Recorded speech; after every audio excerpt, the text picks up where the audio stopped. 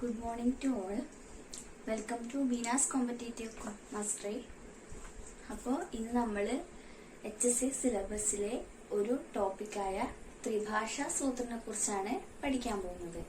ത്രിഭാഷാ सूत्र. त्रिभाषा सूत्र माने क्या है? हाँ, 3 लैंग्वेज फॉर्मूला.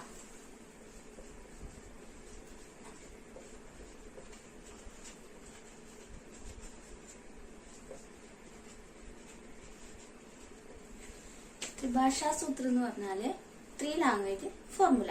ത്രിഭാഷാ സൂത്ര നിലയത്തിന്റെ വേർഡ് മീനിങ് എന്ന് പറയുന്നത് തീൻ ഭാഷാവും കാ സൂത്ര, അതായത് 3 ഭാഷകൾ കൂടുന്ന ഒരു സമവാക്യം എന്നതാണ് ത്രിഭാഷാ സൂത്രന്റെ വേർഡ് മീനിങ്. അപ്പോൾ എന്താണ് ത്രിഭാഷാ സൂത്ര എന്നതാണ് നമ്മളിവിടെ മനസ്സിലാക്കി വെക്കേണ്ടത്. ഇപ്പൊ ത്രിഭാഷാ സൂത്രത്തില് 3 ഭാഷകളാണ് ഉൾപ്പെട്ടിരിക്കുന്നത്. ആ 3 ഭാഷകൾ ഏതൊക്കെയാണ്? हाँ, हिंदी, इंग्लिश, मलयालम. हिंदी, अंग्रेजी, मलयालम, ये तीनों भाषाएं त्रिभाषा सूत्र में शामिल होती है. तो भारत में पुराने जमाने में एजुकेशन के लिए यानी शिक्षा के लिए अनेक समितियां, परिषद आदि सब आता था और शिक्षा के विभाग में अनेक समितियां होते हैं. उसमें कुछ है मुदलियार आयोग, कोठारी कमीशन और സർവകലാശാല കമ്മീഷൻ എക്സെട്ര. അപ്പം ഇത്തരം കമ്മീഷനുകളൊക്കെയാണ് ഇതുപോലെ വിദ്യാഭ്യാസത്തിലെ ഭാഷാ പഠനത്തിനുള്ള മാറ്റങ്ങൾ കൊണ്ടുവരുന്നത്. അപ്പോൾ ഈ ത്രിഭാഷാ സൂത്ര എന്നുള്ള ആശയം central advisory board of education यानी കേന്ദ്രീയ ശിക്ഷാ സലാഹകാർ പരിഷത്ത് 1956 ഈ ത്രിഭാഷാ സൂത്ര എന്നുള്ള ആ ഒരു ആശയം അംഗീകരിച്ചത്. എപ്പോഴാണ്? ഈ വർഷം നിങ്ങൾ നിർബന്ധമായിട്ട് ഓർത്തിരിക്കേണ്ടതാണ്. 1956 ത്രിഭാഷാ സൂത്ര എന്നുള്ള ആശയം അംഗീകരിച്ചത് central advisory board of education. അത് ഹിന്ദിയിൽ തന്നെ പഠിച്ചു വെക്കണം. കേന്ദ്രീയ ശിക്ഷാ സലാഹകാർ പരിഷത്ത്. ഇംഗ്ലീഷിൽ അതിനെ CABE ഷോർട്ട് ആക്കിയിട്ട് പറയാറുണ്ട് സാധാരണയായിട്ട്. അപ്പോ ത്രിഭാഷാ സൂത്രത്തിൽ വരുന്നത് 3 ഭാഷകളാണ്. ഒന്ന് ഇംഗ്ലീഷ്, ഒന്ന് ഹിന്ദി, ഒന്ന് മലയാളം. അതായത് മലയാളം എന്നത് നമുക്ക് ഓപ്ഷണലാണ്. കാരണം പ്രാദേശിക ഭാഷ. ഇപ്പൊ നമ്മൾ മലയാളികളായതുകൊണ്ട് നമുക്കത് മലയാളം എന്ന് മാത്രമേ ഉള്ളൂ. ഇപ്പം പഞ്ചാബില് ജീവിക്കുന്ന ഒരാൾക്കാണെങ്കിൽ അത് പഞ്ചാബി ആയിരിക്കും, അല്ലെങ്കിൽ ബീഹാറിൽ ജീവിക്കുന്ന ഒരാൾക്കത് ബീഹാറി ആയിരിക്കും. അതില് മുഖ്യമായിട്ടും പറയുന്നത് ഒന്ന് രാഷ്ട്രഭാഷ, പിന്നെ സെക്കൻഡ് ലാംഗ്വേജ് ആയിട്ട് വരുന്നത് അംഗ്രേസി, പിന്നെ നമ്മൾ പഠിക്കുന്നതിന്റെ മീഡിയം എന്ന് പറയുന്നത് ഏതായിരിക്കണം? പ്രാദേശിക ഭാഷ, യാനി ഹമാരി മാതൃഭാഷ. അപ്പം നമ്മള് അഹിന്ദി ഭാഷി പ്രദേശങ്ങളിൽ ജീവിക്കുന്ന ആൾക്കാർ, അഹിന്ദി ഭാഷി प्रदेशों में रहने वाले लोगों को हिंदी सेकंड लैंग्वेज के रूप में आते हैं. और हिंदी ഭാഷി പ്രദേശവും यानी ഹിന്ദി മാതൃഭാഷയായി സംസാരിക്കുന്ന കുറച്ച് സംസ്ഥാനങ്ങളുണ്ട് ഇന്ത്യയിൽ. അത്തരം സംസ്ഥാനങ്ങളിലെ ഈ ഹിന്ദി ഭാഷയ്ക്ക് പകരം ത്രിഭാഷാ സൂത്രത്തിൽ വരുന്നത് किसी भी भारतीय आधुनिक भाषाएं. कुछ भारतीय आधुनिक भाषाएं होती है, उसमें किसी भी भाषा त्रिभाषा सूत्र में उन संस्थानों के छात्रों ने पढ़ना है. तो इस त्रिभाषा सूत्र के कुछ गुण और कुछ दोष होते हैं. वो क्या क्या है हम देखेंगे. त्रिभाषा सूत्र के कुछ और भी बातें हैं. तो നിങ്ങൾക്കിത് മനസ്സിലായെന്ന് കരുതുന്നു. ത്രിഭാഷാ സൂത്ര എന്ന് പറയുന്നത് 3 ഭാഷാവുക സൂത്ര ഹെ. 3 ഭാഷകളാണ് അതിലുള്ളത്. ഒന്ന് നിർബന്ധമായിട്ടും മാറ്റമില്ലാണ്ട് വരുന്നത് ഇംഗ്ലീഷ് എന്ന ഭാഷയാണ്. പിന്നെയുള്ളത് നമ്മുടെ മാതൃഭാഷ. പിന്നെ വരുന്നത് എന്ന് വെച്ചാല് ഹിന്ദി ഭാഷി പ്രദേശവുമേ, ഹിന്ദി സംസാരിക്കുന്ന പ്രദേശങ്ങളിലെ കിസി ബി ആധുനിക ഭാരതീയ ഭാഷ और അഹിന്ദി ഭാഷി യാനി കേരളം, തമിഴ്നാട്, കർണാടക തുടങ്ങിയ സംസ്ഥാനങ്ങളിലെ അഹിന്ദി ഭാഷി പ്രദേശവും വരുന്നത് ഹിന്ദിയും ആണ്. അപ്പൊ ഞാൻ ഇവിടെ എഴുതിയതെന്ന് വെച്ചാൽ നമുക്ക് പെട്ടെന്ന് മനസ്സിലാവാനുള്ള ഉദാഹരണമാണ് हिंदी, अंग्रेजी, मलयालम। मलयालम हमारी मातृभाषा है, हिंदी एक दूसरी भाषा है, और अंग्रेजी अंग्रेजी भी हमारे पाठ्यक्रम के त्रिभाषा सूत्र में आने वाले 3 लैंग्वेज ऐसा है। और इसको अप्रूवल देने वाले समिति वही है केंद्रीय शिक्षा सलाहकार परिषद। അത് 1956 അതിന് അപ്രൂവൽ നൽകിയത്। ത്രിഭാഷാ സൂത്രത്തിനെ കുറിച്ച് പ്രധാനമായും നമ്മൾ ഓർത്തിരിക്കേണ്ട കാര്യം എന്ന് വെച്ചാല് മുഖ്യമന്ത്രി സമ്മേളൻ 1961 രാഷ്ട്രീയ ഏകതാ പരിഷത്ത് इस 2 സമിതിയാൻ ദ്വാര, അതായത് മുഖ്യമന്ത്രി സമ്മേളൻ 1961 മുഖ്യമന്ത്രി സമ്മേളൻ और രാഷ്ട്രീയ ഏകതാ പരിഷത്ത് എന്ന് പറയുന്ന ഒരു സമിതിയും എന്ത് ചെയ്തു? त्रिभाषा सूत्र ने अंगीകരിച്ചു, यानी त्रिभाषा सूत्र के लिए अनुभव किया और उसके समर्थन करके बताया। तो इस 2 बातें आप याद करना है। मुख्यमंत्री सम्मेलन 1961, यही मुख्यमंत्री सम्मेलन के वर्ष आपको जरूर याद करना है। और दूसरा है राष्ट्रीय एकता परिषद। राष्ट्रीय एकता परिषद और मुख्यमंत्री सम्मेलन 1961 द्वारा क्या है? हाँ, त्रिभाषा सूत्र का समर्थन किया है। और अगला है लोकसभा में 1963 में त्रिभाषा बिल पास कर दिया। तो आपने यही प्रश्न अपने एग्जाम में प्रतीक्षा करना है कि लोकसभा बिल में किस ईयर में त्रिभाषा सूत्र बिल पास किया। त्रिभाषा सूत्र बिल लोकसभा में कौन से वर्ष में पास कर दिया? तो इसका उत्तर है 1963, यानी 1963 ലോക്സഭയിലെ ത്രിഭാഷ ബിൽ പാസ്സാക്കിയത്। അപ്പൊ ഈ 2 കാര്യങ്ങൾ കൂടി നിങ്ങൾ ഓർത്തു വെക്കേണ്ടതാണ്। അപ്പൊ അടുത്തതായിട്ട് നമ്മൾ പറയാൻ പോകുന്നത് ഭാഷാ അധിനിയം के व्यवस्थाएं।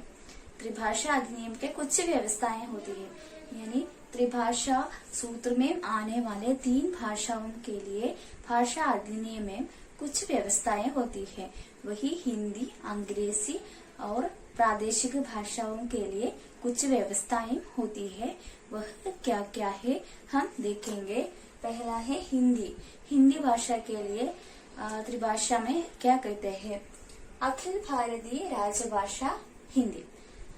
इसका मतलब है पूरे भारत देश में राजभाषा के रूप में हिंदी को माना जाता है।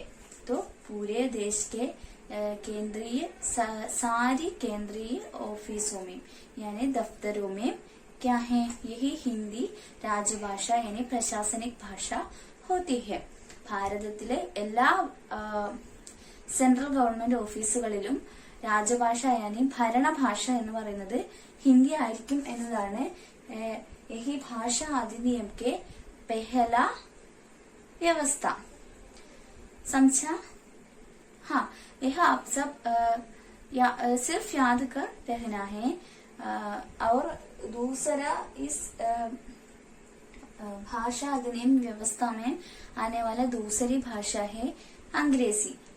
के बारे में क्या कहते हैं? देखिए, अंग्रेजी सहायक राजभाषा यानी associate language, associative official language है अंग्रेजी। इसका मतलब क्या होगा? हाँ, कुछ राज्यों में, कुछ संस्थानों में क्या है? अंग्रेजी को यानी हिंदी को नहीं एक्सेप्ट करता है, हिंदी को नहीं स्वीकार करता है। इस प्रकार के राज्यों के लिए एसोसिएट ऑफिशियल लैंग्वेज के रूप में क्या होता है? अंग्रेजी होता है।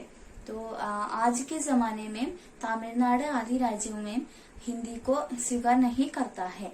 इस प्रकार के राज्यों में अंग्रेजी भाषा को एसोसिएट ऑफिशियल लैंग्वेज यानी प्रशासनिक कार्यों के लिए हिंदी के बदल में अंग्रेजी भाषा का उपयोग करता है। अगला है प्रादेशिक भाषाएं यानी प्रदेश प्रशासन की भाषा या हर एक राज्य को अपने अपना मातृभाषा यानी अपना अपना प्रादेशिक भाषाएं होती है। जैसे केरल को मलयालम, कर्नाटक को कन्नड़, तमिलनाडु को तमिल आदि है।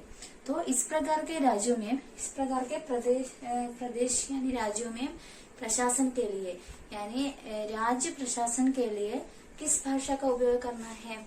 हाँ, अपना प्रादेशिक भाषा का प्रयोग करना है। प्रदेश प्रशासन के लिए प्रादेशिक भाषा करना है और सेंट्रल गवर्नमेंट के ऑफिसों में क्या है? हिंदी भाषा का प्रयोग करना है प्रशासन कार्य के लिए। इस प्रकार कुछ संस्थानों में हिंदी भाषा का स्वीकार नहीं करता है, उस संस्थानों में और ये कुछ अवसरों में हिंदी का प्रयोग करना नहीं सकते तो ചില അവസരങ്ങളിൽ ഹിന്ദി ഭാഷ നമുക്ക് പ്രയോഗിക്കാൻ പറ്റാത്ത അവസ്ഥകളുണ്ടാവും. ചില സംസ്ഥാനങ്ങളിൽ ഹിന്ദി ഭാഷക്ക് അത്രയധികം പ്രാധാന്യം കൊടുക്കുന്നില്ല. അത്തരം സംസ്ഥാനങ്ങളിലും പിന്നെ ഈ ഹിന്ദിക്ക് ഒരുപാട് ഹിന്ദി ഉപയോഗിക്കാൻ പറ്റാത്ത അവസരങ്ങളിലും അസോസിയേറ്റീവ് ഒഫീഷ്യൽ ലാംഗ്വേജ് ആയിട്ട് ഇംഗ്ലീഷ് ഭാഷയെ ഉപയോഗിക്കണം എന്നാണ് ഈ വ്യവസ്ഥകളിൽ പറയുന്നത്. പിന്നെയുള്ളത് പ്രാദേശിക प्रशासन के लिए जैसे നമ്മുടെ കേരള സർക്കാർ പിന്നെ കേരള ഗവൺമെന്റ് അവരുടെ ഭരണകാര്യങ്ങൾക്ക് വേണ്ടി ഉപയോഗിക്കുന്ന സർക്കാർ ഓഫീസുകളിൽ എല്ലാ ഭരണകാര്യങ്ങൾക്ക് വേണ്ടിയിട്ടും മലയാളം ഒഫീഷ്യൽ ലാംഗ്വേജ് ആയിട്ട് ഉപയോഗിക്കണമെന്ന ഉത്തരവ് ഇറക്കിയിട്ടുണ്ട്. അതുപോലെ എല്ലാ സംസ്ഥാന സർക്കാരുകളും അവരുടെ മാതൃഭാഷയിൽ വേണം അവരുടെ പ്രശാസന കാര്യങ്ങൾ, അവരുടെ ഭരണകാര്യങ്ങൾ ചെയ്യാൻ വേണ്ടിയിട്ട് എന്നാണ് ഇതിന്റെ അടുത്ത വ്യവസ്ഥയിൽ പറയുന്നത്. तो ഇതിന്റെ यानी 14 व्यवस्था है कि केंद्रीय सार्वजनिक आयोग की परीक्षाएं, केंद्रीय सार्वजनिक आयोग माने क्या है? यही हम നോട്ട് करने के लिए एक बात है. നമ്മള് ശ്രദ്ധിച്ചു വെക്കേണ്ട ഒരു കാര്യമാണ് അതിന്റെ ഇടയിൽ വരുന്നത്. എന്താണ്? കേന്ദ്രീയ സാർവജനിക ആയോഗ് എന്ന് വെച്ചാല് UPSC, യൂണിയൻ പബ്ലിക് സർവീസ് കമ്മീഷന്റെ ഹിന്ദിയിലെ അബ്രിവിയേഷൻ ആണ് കേന്ദ്രീയ സാർവജനിക ആയോഗ് എന്ന് പറയുന്നത്. അപ്പോ യൂണിയൻ പബ്ലിക് സർവീസ് കമ്മീഷൻ, അപ്പൊ അത് നമ്മൾ ഓർത്തു വെക്കണം.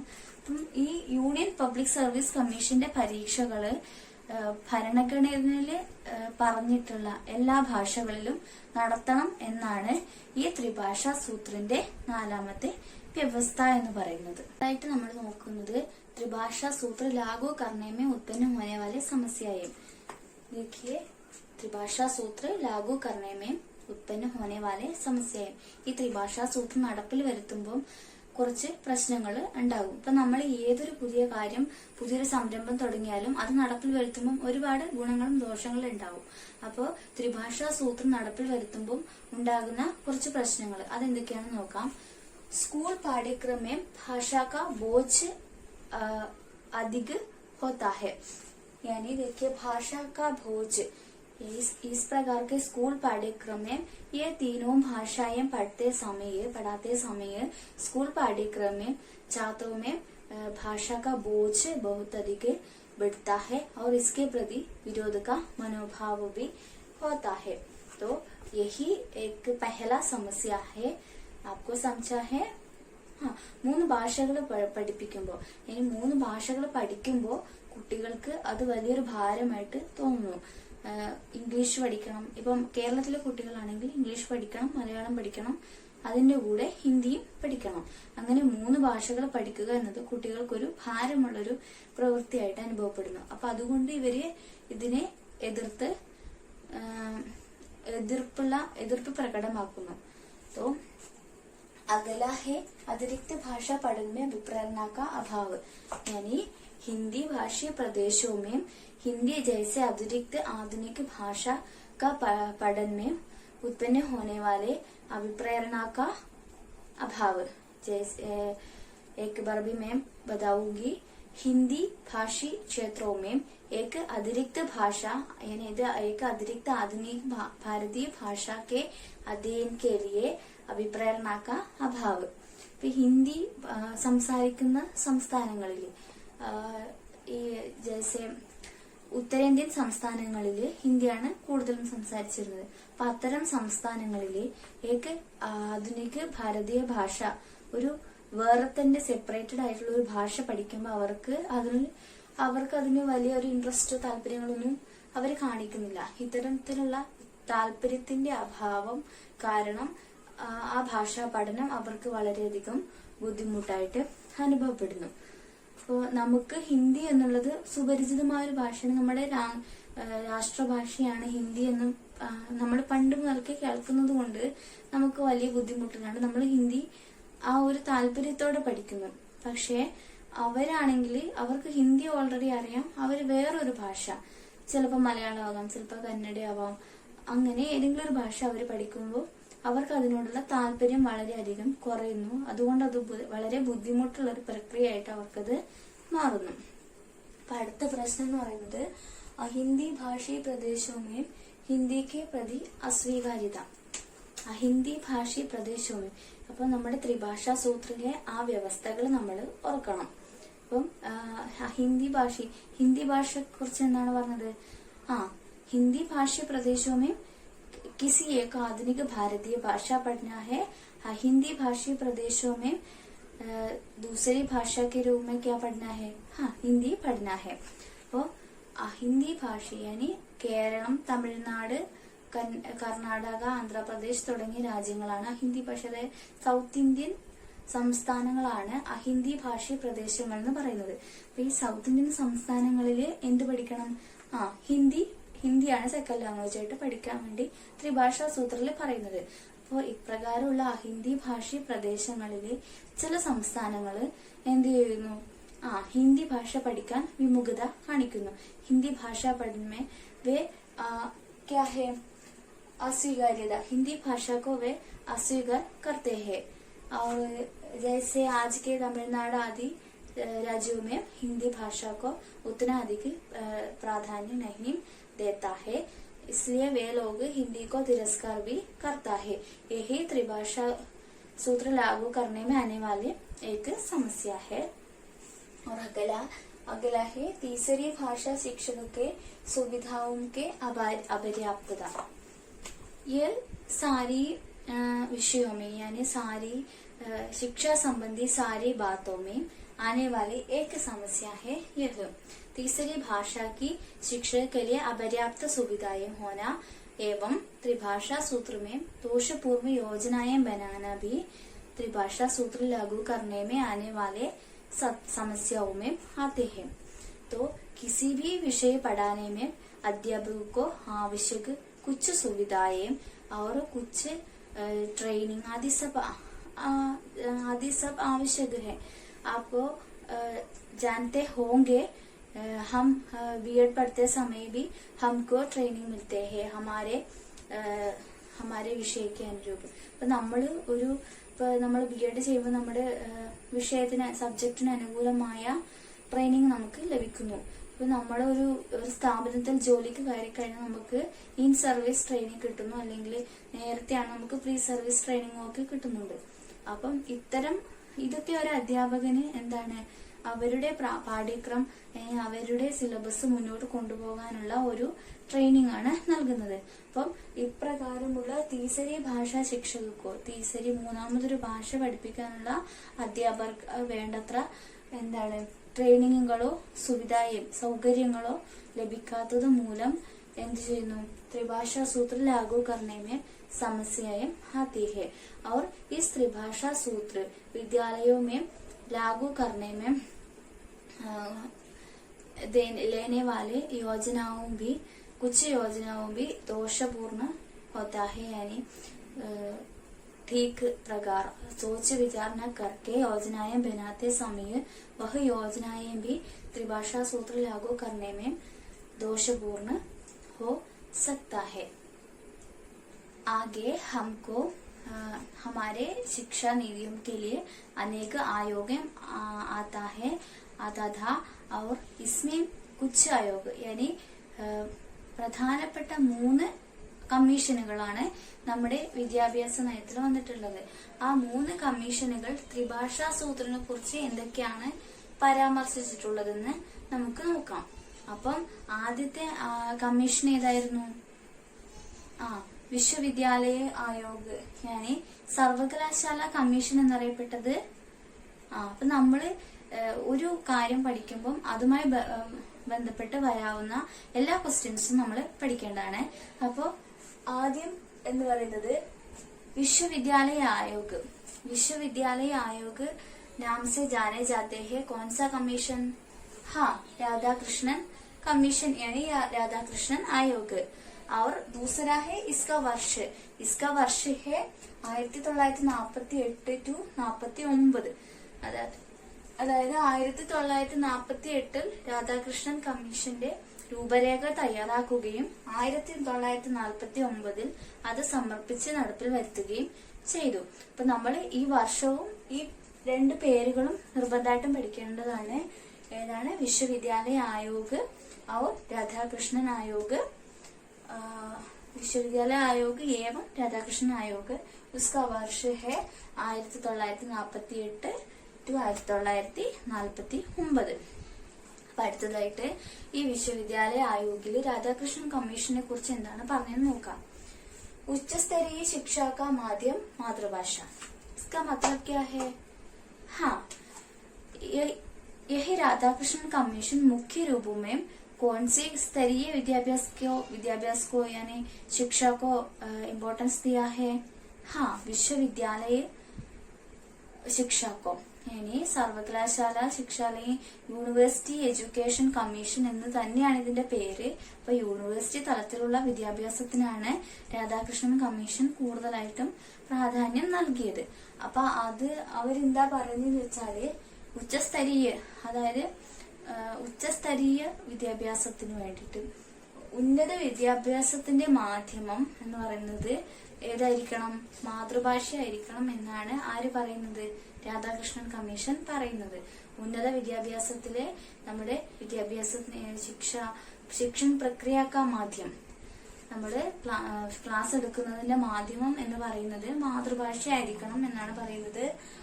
അടുത്തതാണ് ഉच्च स्तर पर विश्वविद्यालयों में भाषा का बोझ.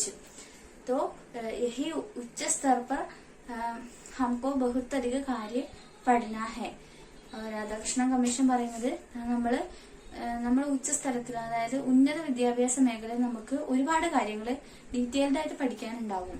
അപ്പൊ അതിന്റെ കൂടെ ഈ 3 ഭാഷകൾ, ത്രിഭാഷാ സൂത്രത്തിൽ വരുന്ന 3 ഭാഷകളും കൂടെ പഠിക്കുക എന്നത് വിദ്യാർത്ഥിക്ക് വളരെയധികം ഭാരമുണ്ടാക്കുന്ന ഒരു കാര്യമായിരിക്കും എന്നാണ് ആര് പറയുന്നു? വിശ്വവിദ്യാലയ ആയോഗ് यानी രാധാകൃഷ്ണൻ കമ്മീഷനിൽ പറയുന്നു.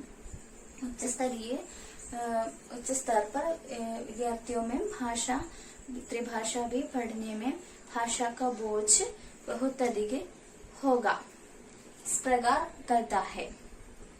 दूसरा आयोग है मुदलियार आयोग. मुदलियार आयोग माने उसका अगला नाम है माध्यमिक शिक्षा आयोग यानी सेकेंडरी एजुकेशन कमीशन. അപ്പൊ അതിന്റെ വർഷം എന്ന് പറയുന്നത് 1952 അത് അതിന്റെ രൂപരേഖ തയ്യാറാക്കുകയും 1953 അത് നടപ്പിൽ വരുത്തുകയും ചെയ്തു.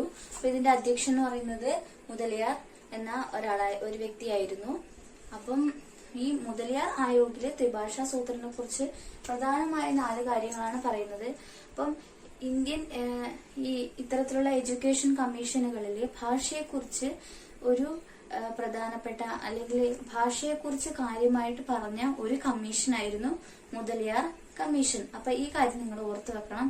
ഭാഷാ സംബന്ധി इम्पोर्टेंट കാര്യങ്ങൾ, ഭാഷാ സംബന്ധി कार्यों में इम्पोर्टेंट यानी प्रधानता देने वाला कमीशन है മുതലിയാർ കമ്മീഷൻ. അപ്പോ ഈ മുതലിയാർ കമ്മീഷനിൽ പറഞ്ഞ കാര്യങ്ങൾ എന്തൊക്കെയാന്ന് നോക്കാം. ത്രിഭാഷാ സൂത്രനെ കുറിച്ച് ഒന്നാമത്തതാണ് പ്രാദേശിക ഭാഷ या मातृभाषा शिक्षा का माध्यम. इनी मिडिल स्कूलों में सेकेंडरी यानी माध्यमिक स्तर पर शिक्षा का माध्यम कौन सा है? हाँ, പ്രാദേശിക ഭാഷ यानी മാതൃഭാഷ.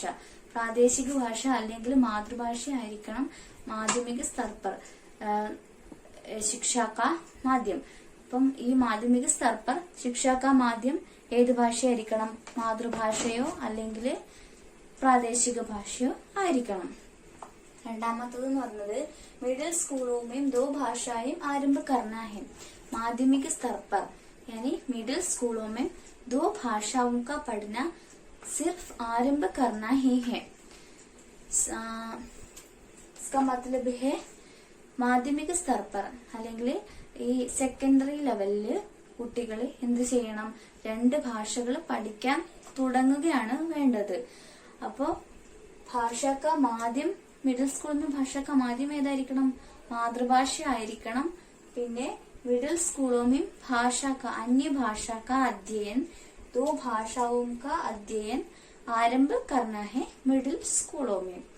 और मुदलियार आयोग में ऐसा भी कहता है उच्चतर माध्यमिक स्तर पर 2 भाषाएं अनिवार्य रूप से पढ़ना है, यानी सेकेंडरी स्कूल यानी हायर सेकेंडरी लेवल में उच्चतर माध्यमिक स्तर पर हायर सेकेंडरी लेवल में എന്ത് ചെയ്യണം, 2 ഭാഷകൾ നിർബന്ധമായും പഠിച്ചിരിക്കണം.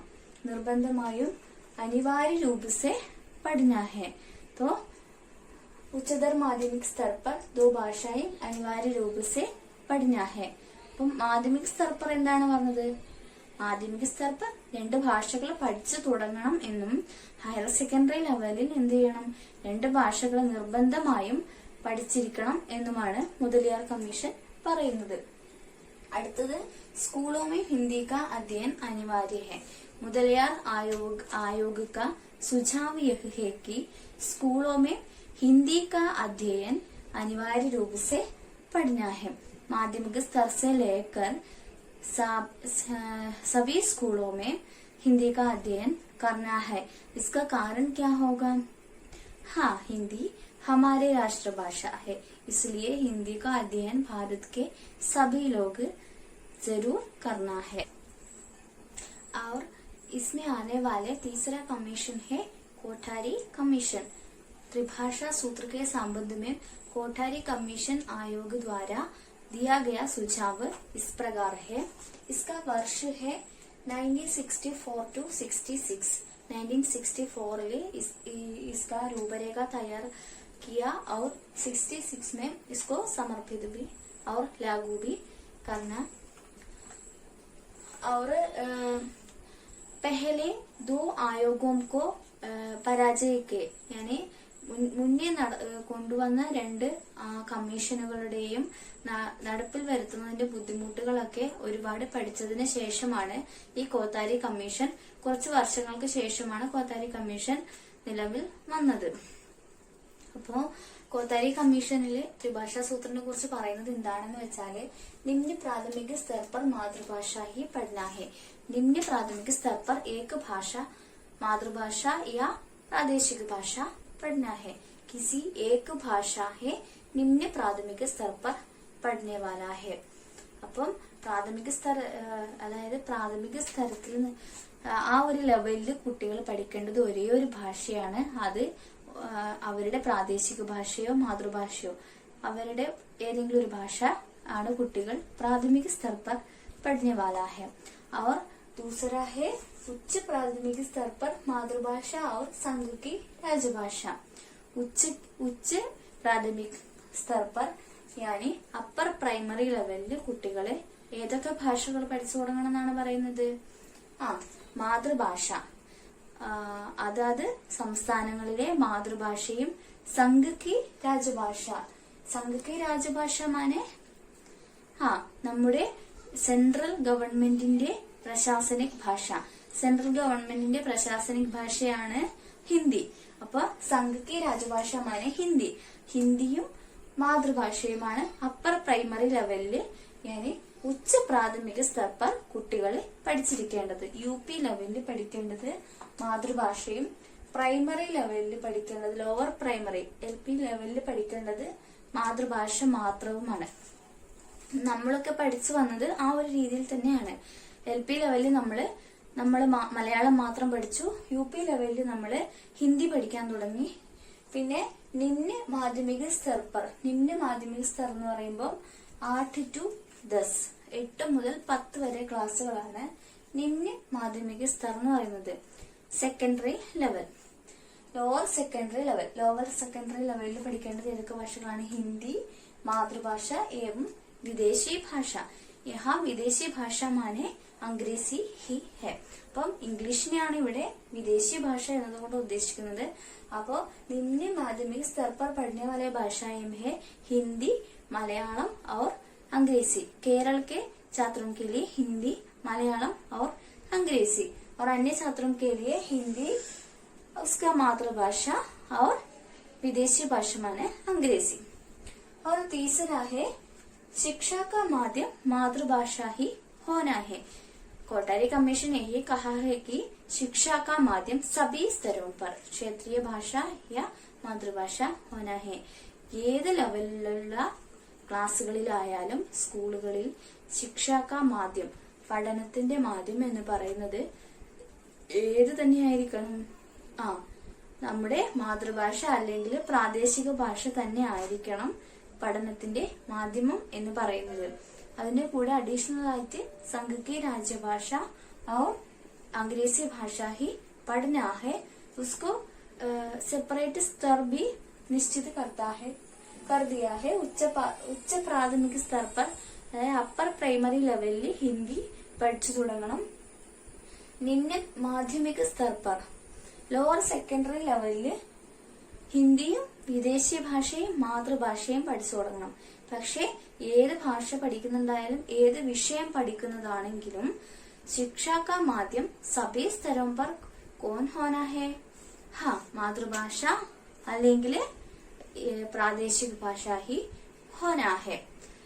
तो त्रिभाषा सूत्र हमने पढ़ा और त्रिभाषा सूत्र लागू करने में आने वाले समस्याएं पढ़ा, त्रिभाषा सूत्र की व्यवस्थाएं पढ़ा और तीनों कमीशनों में तीनों आयोगों में त्रिभाषा सूत्र के बारे में कहे जाने वाले सुझावों के बारे में भी हमने पढ़ा है. आप लोग ध्यान से सुनना है और छोटे छोटे पॉइंटों को ध्यान से पढ़कर लिखकर एक बार भी पढ़ना है.